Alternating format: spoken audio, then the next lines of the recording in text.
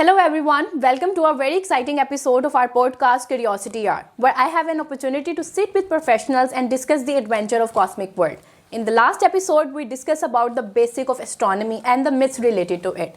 And in this recent episode, we will explore the solar system.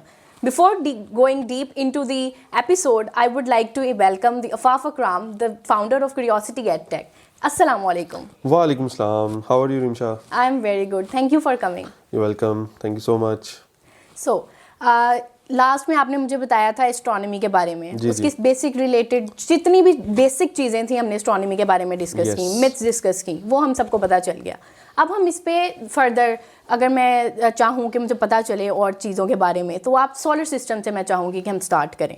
तो आप मुझे बताएं कि सोलर सिस्टम है क्या, उसकी बेसिक डेफिनेशन क्या है. सोलर सिस्टम जो है वो इस इतनी बड़ी कहकशां इस यूनिवर्स में हमारा एक छोटा सा घर है. जैसे हमारा यहाँ पे पाकिस्तान इतना बड़ा है, उसमें एक छोटा सा घर है हमारा. इसी तरह एक बहुत बड़ी यूनिवर्स में हमारा एक घर है जिसको हम सोलर सिस्टम बोलते हैं. अच्छा, नाम से ही पता चल रहा है कि सोलर सिस्टम में जो असल चीज़ है वो सन है, ठीक है, जिससे सोलर भी है. तो सन जो है ये खुद भी मतलब लैटिन ज़ुबान का वर्ड है सोल, उसी से उसका मतलब ही सन था, तो वहीं से फिर ये सोलर निकला. और चूंकि सोलर सिस्टम में सबसे बुनियादी और इम्पोर्टेंट चीज़ ही सन है, तो हम इस घर को नाम ही हमने सोलर सिस्टम रखा है इसका, बिकॉज ऑफ द सन. तो इसमें क्या क्या आता है हमारे इस छोटे से घर में, क्या क्या चीज़ आती है इसमें. सबसे पहले तो जाइंट सन आएगा जो कि इस सोलर सिस्टम के मिडल में मौजूद है. उसके अलावा प्लैनेट्स हैं जो प्लैनेट्स सन के गिर्द रिवॉल्व करते हैं. उनमें कुछ रॉकी प्लैनेट्स हैं, कुछ गैस जाइंट्स हैं. इसके अलावा बिलियंस की तादाद में एस्टेरॉइड्स हैं जो एस्टेरॉइड बेल्ट में घूम रहे हैं सूरज के गिर्द, और बहुत ही ज़्यादा बड़ी तादाद में काइपर बेल्ट में घूम रहे हैं, ठीक है. इसके अलावा मीटियोर्स हैं बहुत ही ज़्यादा सोलर सिस्टम में. तो इतनी डिफरेंट चीज़ें हैं हमारे सोलर सिस्टम में कि ये सब मिलके हमारा एक सोलर सिस्टम बनता है. और ये जो सोलर सिस्टम है, जैसे मैंने पहले बताया कि it is all about the sun. Okay, 98% जो हमारा मैस है सोलर सिस्टम का वो सिर्फ सन के में है, और सन का साइज इतना बड़ा है कि प्लैनेट्स जो हैं वो बहुत ही छोटे हैं सन के आगे. तो ये है हमारा एक सिस्टम जिसको हम कहते हैं सोलर सिस्टम. तो सोलर सिस्टम का मेन पार्ट जो है वो सन है, लेकिन साथ उसकी दूसरी चीजें भी इन्वॉल्व हैं. एक बेसिकली सिर्फ सन को हम सोलर सिस्टम नहीं कह रहे हैं. नहीं, बिल्कुल नहीं कह सकते. तो आप इसकी मुझे फॉर्मेशन के बारे में थोड़ा बताएं, इसकी हिस्ट्री बताएं, क्या क्या चीजें हैं, कैसे बना सोलर सिस्टम, क्या कैसे वजूद में आया. अच्छा, अब ये एक बड़ी इंटरेस्टिंग चीज़ है कि हमने सोलर सिस्टम तो डिस्कस किया, लेकिन ये बना कैसे, इसकी फॉर्मेशन कैसी हुई. तो इसमें ऐसे है कि हमें पता है कि सूरज वो 4.6 बिलियन ईयर्स पहले बनना स्टार्ट हुआ, या अप्रॉक्सीमेटली 5 बिलियन ईयर्स पहले बनना स्टार्ट हुआ. तो वो प्रोसेस इस तरह हुआ था कि एक बहुत ही बड़ा गैस क्लाउड था जिसको आज हम सोलर नेबुला बोलते हैं अगर हम साइंसी टर्म्स में बात करें तो, वरना हम इजी आप इमेजिन करें गैस क्लाउड है बहुत बड़ा, ठीक है. तो वो एक ऐसा गैस क्लाउड था जिसके अंदर गैस है या तमाम मटीरियल है, उसका एक अपना प्रेशर है जिसकी वजह से वो एक्सपैंड कर रहा है या अपना साइज रिटेन कर रहा है. Somehow gravity overtook that pressure. It could be because of an impact of another nebula nearby, कि एक और नेबुला पास थी, उसका इम्पैक्ट हुआ इस बड़ी नेबुला के साथ. तो वो जो कोलिजन हुई उसकी वजह से कोलैप्स स्टार्ट हुआ, कि ये जो सारा क्लाउड था ये कोलैप्स होना स्टार्ट हुआ. और it could be a shock wave from an exploding star nearby, कि कोई करीब स्टार था वो एक्सप्लोड हुआ, सुपरनोवा हुआ, उसकी शॉक वेव आई और उसने इस गैस क्लाउड को डिस्टर्ब किया. तो इस डिस्टर्बेंस की वजह से मैटर जो है ना इकट्ठा होना शुरू हुआ कहीं ना कहीं, और इसमें एक स्पिन पैदा हुई. तो उसकी वजह से ना आफ्टर सम टाइम ये बहुत स्पीड से रोटेट करना शुरू हुई, और फिर वो सेटल होगी एक डिस्क की सूरत में, ठीक है. वो जो डिस्क थी उसको आज हम बोलते हैं कि वो जो पूरी एक डिस्क बनी उसके सेंटर में एक बल्ज था जिसमें ज़्यादा मटीरियल इकट्ठा हो रहा था, वहाँ सन की बर्थ हुई, ठीक है. वो जो डिस्क रोटेट कर रही थी उसके सेंटर में सन की बर्थ हुई, क्योंकि वहाँ मटीरियल ज़्यादा इकट्ठा हो रहा था बहुत ज़्यादा तादाद में. तो एक टाइम आया जब हाइड्रोजन गैस जो है उस पर इतना ज़्यादा प्रेशर बना कि वो फ्यूज़ होके हीलियम बनाना शुरू हो गई. तो this is how a star was born. उसके बाद आप जैसे देख भी सकती हैं कि इस पिक्चर में हमारे पास देखें दरमियान में एक छोटा सा प्रोटो सन आपको नज़र आ रहा होगा. ये वो सन है जो इस गैस क्लाउड के दरमियान में रोटेटिंग डिस्क के दरमियान में पैदा हुआ. इसके साइड पे भी आपको कुछ डिस्क नज़र आ रही होंगी ना. ये जो डिस्क है यहाँ पे जो मटीरियल था वो भी इकट्ठा होना शुरू हुआ, कोलिजन्स हुई, कुछ लो वेलोसिटी पे कोलिजन्स हुई, उसकी वजह से वो मैटर एक दूसरे के साथ स्टिक हो गया और वहां भी छोटे छोटे प्लेनेटिसिमल्स बनना शुरू हो गए, यानी बिल्कुल ही बच्चे सियारे जिन्हें हम बोल सकते हैं ना। तो वो छोटे छोटे जो सियारे थे वो भी साथ ही बनना शुरू हुए। तो ये एक ही टाइम पे सारा प्रोसेस जो है वो होना शुरू हुआ। So this is how planets formed in this disc. फिर इसके बाद ये हुआ कि जब सन बड़ा होना शुरू हुआ, ठीक है, उसकी एनर्जी उसने रिलीज करनी शुरू की, so it started to blow away most of the material that was present around it. तो ये डिस्क ना हमें खाली होना शुरू नजर आ गई। ठीक है। उसके बाद जो करीब तरीन प्लैनेट्स थे दे बिकेम रॉकी प्लैनेट्स, ठीक है। वहां पे because there was a lot of heat around this newborn star, तो जो गैसेस थी, बहुत सारी चीजें थी वो वहां पे रिटेन नहीं कर सकती थी अपने आप को, लेकिन मेटल्स और रॉक्स ने अपने आप को रिटेन किया। तो हमें जो पहले 4 प्लैनेट्स हैं जिसमें मरकरी है, वीनस है, अर्थ है और मार्स है, ये हमें रॉकी प्लैनेट्स नजर आते हैं, ठीक है। यहाँ पे रॉक्स और मेटल्स जो है उन्होंने अपने आप को रिटेन किया, और इन जो प्लैनेट्स हैं इनकी कॉम्पोजिशन भी रॉकी है।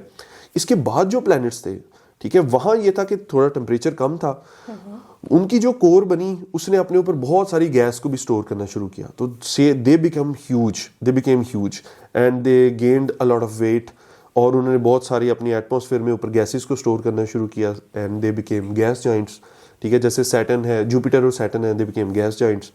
और उसके बाद हमें further we go out in the solar system, तो हमें नेपच्यून और यूरेनस और नेपच्यून मिलते हैं प्लैनेट्स। तो इनकी जो कोर थी वो भी रॉकी कोर थी, ठीक है, और उसमें कुछ आइस भी मौजूद थी, और इन्होंने भी बहुत सारी गैस को रिटेन किया, सो दे बिकेम ह्यूज। तो इस तरह पहले 4 रॉकी प्लैनेट्स बन गए, बाकी जो हैं वो गैस जाइंट्स बन गए, और दरमियान में हमारा सन जो है वो पैदा हुआ और अपना साइज उसने गेन किया, और वो तब से लेके आज तक चमक रहा है। सो this is how solar system was formed. सब एक साथ बना, मतलब सन, सारे प्लैनेट, सबके एक ही जैसा प्रोसेस है। अब प्लैनेट्स के बारे में आपने मुझे थोड़ा सा बताना है। प्लैनेट्स के बारे में जैसे मैंने पहले बताया कि दे फॉर्म्ड आउटसाइड, ये जो डिस्क थी इसके सेंटर में सन था, लेकिन आउटसाइड में जो मटेरियल था वो इकट्ठा होके प्लैनेट्स बनना शुरू हुआ, और उसमें फिर रॉकी प्लैनेट्स की डिस्टिंक्शन आई, और फिर गैस प्लैनेट्स बने। तो ये 2 तरह के हमें प्लैनेट्स नजर आते हैं। अभी तो हमारे पास कितने प्लैनेट्स हैं? Right now there are 8 planets in the solar system, ठीक है। जैसे पहले 4 रॉकी प्लैनेट्स हैं, उसके बाद 4 गैस जाइंट्स हैं, और उनमें से एक अर्थ है जिसपे मैं और आप बैठे हुए हैं। ठीक है, आपने सारे प्लैनेट्स के बारे में बात की, आपने एक को स्किप किया। कौन सा प्लैनेट है वो? प्लूटो। यस, प्लूटो जो है वो, प्लूटो के बारे में ना इंसान बड़े कंफ्यूज रहे कि यार प्लूटो के साथ पता नहीं क्या एग्जैक्टली मतलब उसको प्लैनेट मानते थे, फिर एक टाइम आया उन्होंने प्लैनेट मानने से इनकार कर दिया। ये क्या हो रहा है, मतलब ये प्रॉब्लम क्या है? Many people are very confused about Pluto. तो मामला इस तरह है कि जैसे मैंने बताया कि solar system has the sun and the planets, and beyond planets we have huge asteroid belts. तो हमने एक ऑब्जेक्ट डिस्कवर की इस beyond Neptune, and that was Pluto. लेकिन तब तक हमें लगता था कि that was the only body present beyond Neptune. तो हमने जब उसको डिस्कवर किया तो हमने उसका नाम प्लूटो रख दिया, वो एक प्लैनेट बन गया।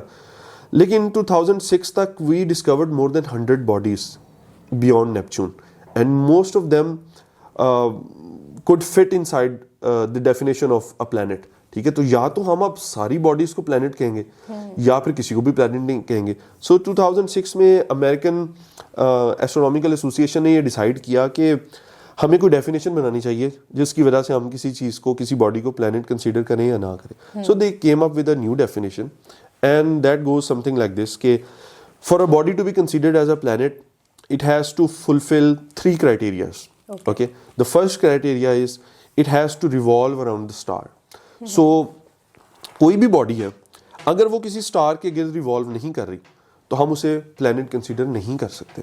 ठीक है, और अगर वो रिवॉल्व कर रही है तो हम कहेंगे okay this fulfils the first criteria. तो प्लूटो रिवॉल्व कर रहा है सन के गिर्द, तो प्लूटो पहला क्राइटेरिया मीट करता है। Then comes the second criteria, and that is it has to be spherical in shape. ठीक है, it has to be somewhat round. For example, मैं आपसे पूछता हूँ क्या जमीन गोल है? गोल है। क्या मार्स गोल है? क्या जुपिटर भी स्फेरिकल बॉडी है? तो क्या प्लूटो भी स्फेरिकल बॉडी है? तो इसका जवाब है yes, Pluto is also spherical in shape, ठीक है, समवट राउंड शेप है उसकी। सो सेकंड क्राइटेरिया भी उसने कर दिया कि यानी कि वो ऑडली शेप्ड चीज नहीं है, it is considerably Spherical. Round. अब लास्ट क्राइटेरिया वो है जिसने सारी प्रॉब्लम क्रिएट की है, वो ये है कि जो भी बॉडी स्फेरिकल इन शेप हो, किसी स्टार के गिर्द गर्दिश कर रही हो, उसे अपने ऑर्बिट को खाली रखना है, उसने अपने ऑर्बिट में और अपने जैसी बॉडीज नहीं आने देनी। फॉर एग्जाम्पल, जैसे ज़मीन सूरज के गिर्द गर्दिश कर रही है, तो क्या हम गर्दिश करते हुए और बहुत सारी बॉडीज को हेलो है बोल के जा रहे होते? नो, कोई और बॉडी नहीं है। इस तरह मार्स के ऑर्बिट में कोई बॉडी नहीं है। लेकिन प्लूटो के साथ मसला ये है कि it does not want to stay alone, it travels with its friends and family members, ठीक है। तो वो एक बहुत बड़ी फैमिली के साथ ट्रैवल कर रहा है, जिसमें मैंने बताया कि we have discovered more than 100 bodies. तो जब इतनी सारी बॉडीज ट्रैवल कर रही हैं उसके साथ, तो उन्होंने ये डेफिनेशन रखी कि भाई body has to be alone in its orbit. तो Pluto unfortunately is not alone in its orbit.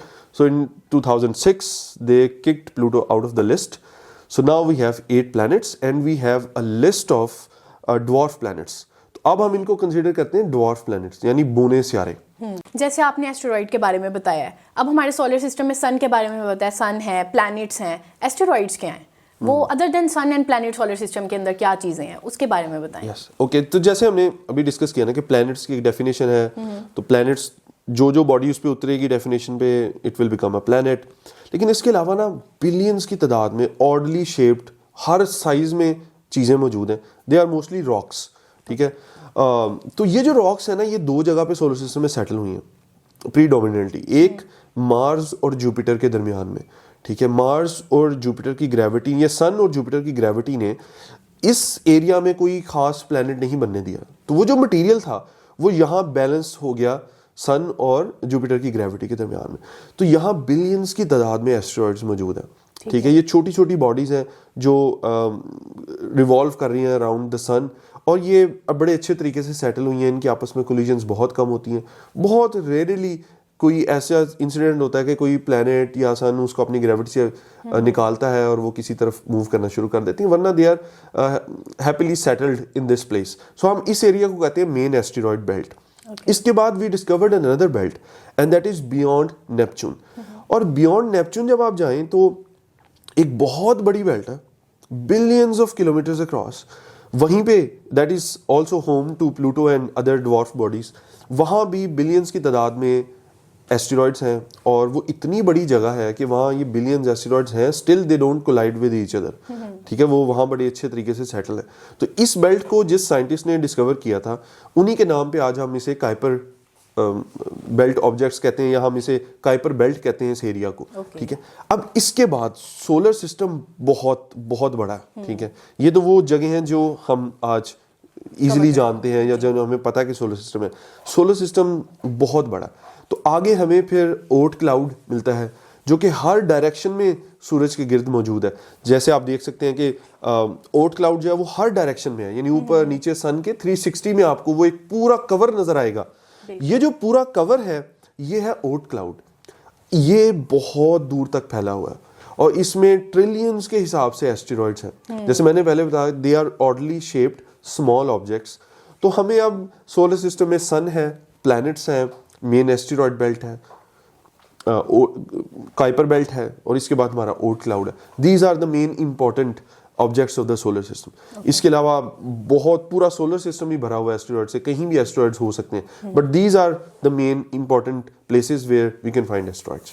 Okay, planets जो हैं वो रिवॉल्व कर रहे हैं अराउंड सन, तो वो एक ऑर्बिट के इर्द गिर्द मूव कर रहे होंगे। तो आप ऑर्बिट के बारे में बताएं। अच्छा, ऑर्बिट्स जो है ना वो खुद मूव नहीं कर रहे। ऑर्बिट नाम की ना कोई चीज़ ही नहीं होती। ये असल में हमने अपनी इमेजिनेशन में एक चीज़ बनाई है। असल चीज़ है कि पाथ है, कि कोई भी प्लैनेट एक पाथ लेता है अराउंड द सन। हम जब पिक्चर्स शो करते हैं ना, तो उसमें हम वो लाइन से वो ऑर्बिट शो कर रहे होते हैं, तो अक्सर लोग समझते हैं पता नहीं ये कोई लाइन है। ऐसा नहीं है। एक प्लैनेट जो है वो एक पाथ लेगा सन के गिर्द घूमने का, उसको हम ऑर्बिट बोलेंगे।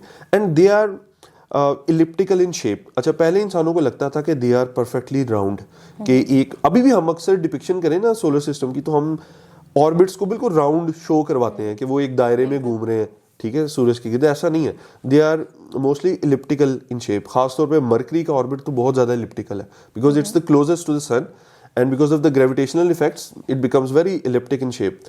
Other orbits are closer to being circular, ठीक है, लेकिन हैं वो elliptic shape के.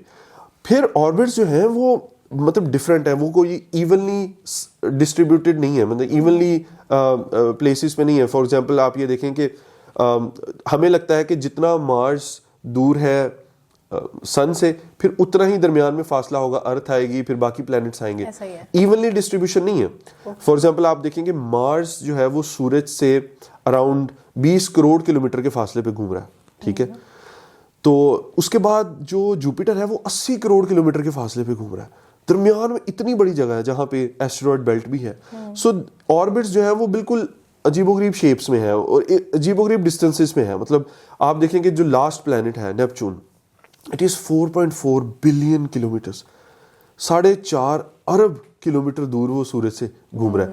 तो हम जब डिपिक्शंस करते हैं तो हमें एक सोलर सिस्टम बड़ा एक जबरदस्त तरीके से नजर आता है कि दरमियान में, जैसे आप देख भी सकती हैं अभी स्क्रीन पे कि सन है और तमाम प्लैनेट्स एक ऑर्बिट्स में घूम रहे हैं. लेकिन जब रियल में हम इनको इमेजिन करें तो ये बहुत बहुत दूर है, बिलियंस ऑफ किलोमीटर्स पे फैले हुए हैं. Okay, let's talk about the size of different planets. अब साइज जो है वो सूरज का बहुत ज़्यादा कितना डिफरेंट है उसका दूसरे प्लैनेट से, और बाकी जो सारे प्लैनेट्स हैं वो एक जैसे साइज के हैं? अच्छा, ये एक बड़ी इंटरेस्टिंग चीज़ है सोलर सिस्टम के बारे में. I think this is the most fascinating thing about our solar system, कि हमें ना आइडिया नहीं होता कि how big is the sun. क्योंकि हम जब आसमान पे देखते हैं ना तो मून और सन एक ही साइज के नज़र आ रहे होते हैं. रात के टाइम पे चांद भी उतना ही नज़र आता है और दिन में आप देखें तो सूरज का भी. तो बहुत लंबे अरसे तक इंसान जो है वो यही समझते रहे कि शायद इनका साइज सेम है. लेकिन जैसे जैसे एडवांसमेंट आई, आज हमें पता है कि sun is huge, sun is massive. ये कितना बड़ा है ये इमेजिन हम तभी कर सकते हैं जब हम नंबर्स को सामने रखें. फॉर एग्जांपल आप ये देखें कि सन का जो डायमीटर है that is 13 lakh kilometres, 13 lakh kilometre उसका डायमीटर है. Compare to earth, earth is only 13,000 kilometres. Sun इतना बड़ा है कि हम 13 लाख जमीनें उसके अंदर फिट कर सकते हैं. This is how big the sun is. इसी तरह जुपिटर जो है वो बिगेस्ट प्लैनेट है, लेकिन जमीन से वो इतना बड़ा है कि 1300 जमीनें जुपिटर के अंदर रख सकते हैं, ठीक है. तो प्लैनेट्स के साइज आपस में भी डिफरेंट है. Mercury is very small, Jupiter is huge. Even आप ये देखेंगे जुपिटर का एक मून है वो मरकरी से साइज में बड़ा है, ठीक है. तो डिफरेंसेस इतने ज्यादा हैं साइजेस में. तो जैसे आप अभी पिक्चर स्क्रीन पे भी देख सकते हैं कि मतलब look at Mercury, how small is Mercury compare to the sun. It looks like a dot in front of the sun. लेकिन Jupiter has a considerable size. लेकिन जमीन आप देख रही हैं, आपको नजर आ रही है जमीन कहीं इसमें, वो छोटी सी आपको अर्थ भी नजर आ रही होगी. So this is how small the earth is compare to the sun. तो हम सन को तभी इमेजिन कर सकते हैं जब हमारे सामने नंबर्स हों या इस तरह की कोई पिक्चर हो जिसमें आप देख सकें कि सन इज ह्यूज. जैसे हमने पहले भी डिस्कस किया था कि सन ही है जो सारे सोलर सिस्टम को चला रहा है. So it has a massive size. Solar system अब कंप्लीट है कि और भी स्टार्स इसी तरह बन रहे हैं, जैसे कि सन बना, डिफरेंट प्लैनेट्स हमारे आए, तो उस तरह अभी भी डिफरेंट स्टार्स जो हैं वो इसी प्रोसेस से बन रहे हैं? बिल्कुल ऐसे ही है. जैसे हमने डिस्कस किया ना formation of our solar system. तो क्या ये सब ख्याली बातें हैं? क्या हमें कैसे पता चला? एक तो हमारा मैथ्स इस चीज़ को सपोर्ट करता है, ठीक है. ये फर्स्ट टाइम जो हाइपोथेसिस था formation of the solar system, ये हमें बड़े फेमस मैथमेटिशियन और साइंटिस्ट हैं लैप्लास, उन्होंने ये दिया था. उन्होंने हाइपोथेसिस दिया था कि इस तरह एक कोलैप्सिंग सोलर नेबुला से सन फॉर्म हुआ और फिर सारे प्लैनेट्स वजूद में आए. तो ये आज भी हम होता देख सकते हैं. मतलब when we look through the telescope हमें ऐसी नेबुलाज नजर आती हैं जिसमें हमारी आंखों के सामने सितारे बन रहे हैं, ठीक है. आज भी सितारे पैदा हो रहे हैं, उनके इर्द गिर्द प्लैनेट्स बन रहे हैं. तो ये कोई ऐसी बातें नहीं है कि जिनका कोई सबूत नहीं है, ठीक है. हम टेलीस्कोप से आज भी स्टार फॉर्मिंग नेबुलाज देख रहे हैं, आंखों के सामने आज भी सितारे बन रहे हैं. सो इससे इस हाइपोथेसिस को मजीद स्ट्रेंथ मिलती है कि हमारा सोलर सिस्टम भी ऐसे ही वजूद में आया था. बहुत इंसाइटफुल डिस्कशन है. अब मैं कुछ क्रेजी फैक्ट्स जो हैं अबाउट सोलर सिस्टम वो डिस्कस करना चाहूंगी. मैं वो बताती हूँ और आपने मुझे बताना है कि वो ऐसा ही है कि नहीं है. Let's discuss some crazy facts about solar system. तो पहला फैक्ट ये है कि 98% of mass of the solar system is in the sun. Is it true? Yes. Imagine 98% जो मास है पूरे सोलर सिस्टम का जस्ट सूरज है. तो जो बाकी 2% मास है उससे सारे प्लैनेट्स बने, including Jupiter the giant, billions of asteroids, main asteroid belt के भी, काइपर बेल्ट के भी, इसके अलावा भी जो कुछ है, ओर्ट क्लाउड में जो कुछ है, वो सब इस 2% मैस से बना है। और ह्यूज पार्ट सोलर सिस्टम का वो सन है। Yes, sun is everything. इसीलिए तो हम सोलर सिस्टम बोल रहे हैं कि सिस्टम ही सन का है। तो it has 98% of mass. Yes, that's true. The next fact is we can fit 1.3 million Earths in the sun. 13 lakh ज़मीनें। Yes, 13 लाख ज़मीनें हम सूरज के अंदर, यानी कि इमेजिन करें सन इज अ ह्यूज बॉल, ठीक है, एक बड़ी सी बॉल है और आपने उसको फिल करना है, ठीक है, छोटे छोटे कंचे हैं और वो कंचा लेट्स अज्यूम कि वो अर्थ है और वो आपने उसके अंदर भरने, तो कितने कंचे आप उसमें डालेंगे कि वो पूरा जो सन है वो भर सके? सो उसका आंसर है yes, 13 lakh 1.3 million Earths can fit inside the sun. Yes. Third one is it takes light 1.3 seconds to reach moon from Earth and it takes 5.5 hours to get to Pluto. ये इसमें सबसे क्रेजी चीज ये है कि distances, imagine the distances के हमसे चांद अराउंड 4 लाख किलोमीटर्स के फासले पे है, ठीक है, 4 लाख, मतलब यहाँ से किसी एस्ट्रोनॉट भी ने भी जाना हो ना, takes a lot of time to get there. जब एस्ट्रोनॉट्स गए भी थे, सो इमेजिन करें कि हमें इतना टाइम लग रहा है। Light has to travel for only 1.3 seconds to get to the moon.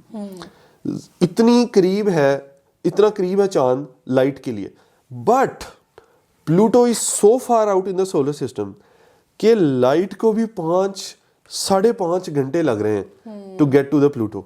तो ये फैक्ट आपको बता रहा है कि सोलर सिस्टम कितना बड़ा है कि लाइट अगर 1 सेकंड में 3 लाख किलोमीटर का सफर तय कर रही है, उसे भी 5 घंटे चाहिए प्लूटो तक जाने के लिए। सो yes, this is crazy about solar system. और अगला फैक्ट बहुत इंटरेस्टिंग है कि प्लूटो जो है वो प्लैनेट नहीं है लेकिन उसका मून है and Mercury has no moon. Yes, मतलब कितनी मजेदार चीज है कि we consider Mercury a planet, we do not consider Pluto a planet. Mercury has no moon but Pluto has a moon. और इसमें एक और इंटरेस्टिंग और क्रेजी चीज ये है कि अगर हम साइज कंपैरिजन की बात करें ना, किसी भी प्रोपोर्शंस की बात करें कि हमारा चांद जमीन से कितना छोटा या कितना बड़ा है, ठीक है, तो वो एक रेशो निकलती है कि हमारा चांद इतना है जमीन के मुकाबले में।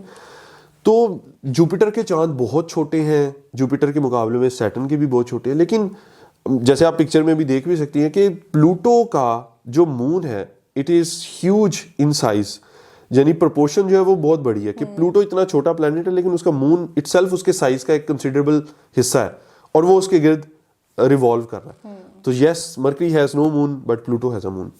And the next fact is solar system is 15,000 billion kilometres across. Yes, So huge. Yes, जैसे हमने for example earth is around 150 million kilometres from the sun, ठीक है, तो जो लास्ट प्लैनेट है Neptune that is 4.4 billion kilometres. लेकिन solar system इतना बड़ा है, उसका ग्रेविटी का इन्फ्लुएंस कहाँ तक जाता है, दैट इज 15,000 बिलियन किलोमीटर्स। और आखिरी प्लेनेट है जस्ट 4 बिलियन किलोमीटर। तो इमेजिन कितना बड़ा है हमारा सिस्टम जो सूरज लेके चल रहा है। And the last crazy fact is Neptune takes 165 Earth years to orbit the sun. Yes, that is because it is the last planet so far out in the solar system. हमें 365 दिन लगते हैं सूरज के गिर्द एक चक्कर कंप्लीट करने में, लेकिन Neptune is so far out it takes 165 earth years to complete one revolution around the sun. अच्छा, इमेजिन करें कि आप नेपच्यून पे पैदा होती हैं तो कितनी बर्थडेज आप सेलिब्रेट करती है। ज़मीन पे तो आप हर साल मनाती है, वहाँ पूरी ज़िंदगी में आपकी कोई बर्थडे नहीं आनी थी आपकी, क्योंकि 165 साल में एक साल कंप्लीट हो रहा है नेपच्यून का। So yes, this is crazy and it again shows how big is our solar system.